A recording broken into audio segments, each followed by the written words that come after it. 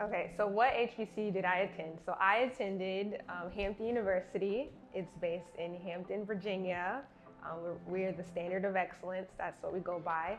So as a Hampton graduate, or back then a Hampton student, I knew the importance of finance, but I also understood that, to be real, I was broke. Like, I didn't have any money, and I always tried to figure out a way to either make money.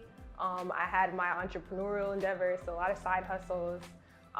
But I also learned the importance of budgeting and saving. Like, my parents, when they told me to go to Hampton, it was like, all right, I'm in Hampton, but like, that was pretty much it. Like, I kind of had to, that was pretty much it. Like, I was there.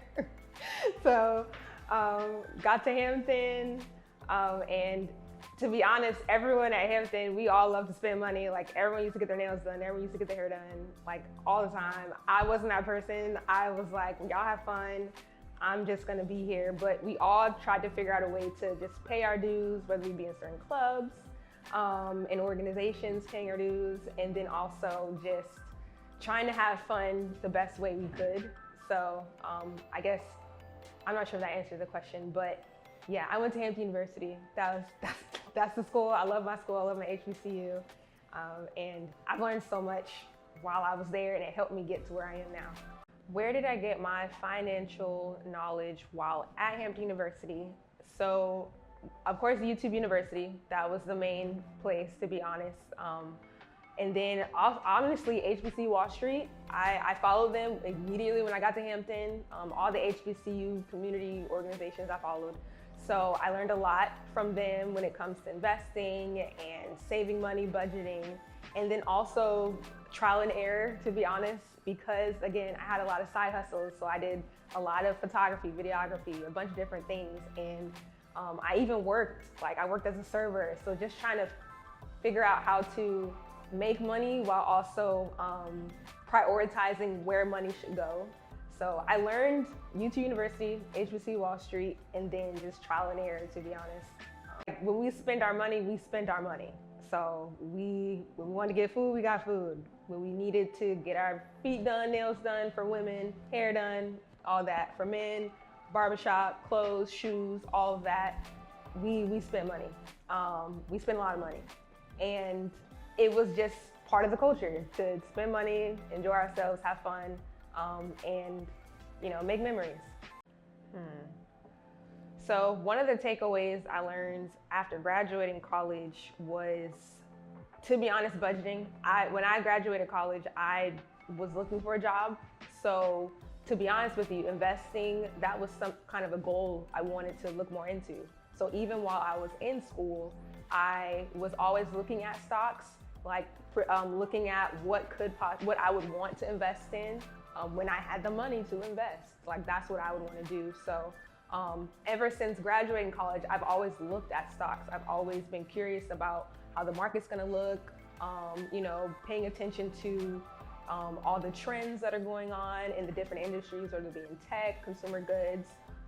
There's so many avenues when it comes to investing, and that's something that I always paid attention to while I was in college at my HBCU, and then when I left. So I would say budgeting, and then still paying attention to the stocks even when I graduated. One of my major goals, and even at the Motley Fool, one of my goals is to get out of debt. Like, that's one of the major things. Education is still important, and it's unfortunate that we have to take on so much debt to get like a major education. But at the end of the day, it is a foundation that can help when you do get the job, or when you do have the opportunities, that you're able to use that money to pay off the student debt. And I even have a financial coach right now, like, just to make sure that I'm on the right track. One financial myth I feel like for the Black community is we don't really talk much about finance in our families. And a lot of it contributes to even when you're looking at like the housing industry, when you're looking at gentrification, all of that comes into play, because for my parents, they were just like, we're just gonna see how this goes. There was no major, like, this, what's going on with your bills? Like there was no transparency. And I feel like that was one of the missing pieces. And it's important to actually be transparent with your finances. And the earlier you're able to be transparent with your finances as a family, then the easier and the more likely you'll be more successful and excited about finances in general. There has been a lot of scarcity and judgment when it comes to money. And it shouldn't have to be like that, because as a community, we're a family and we're supposed to support each other, especially financially, because in most cases, we are all that we have. So transparency is definitely, I don't want to say it's a myth, but the need to not talk about finances, that needs to stop. We have to be more transparent.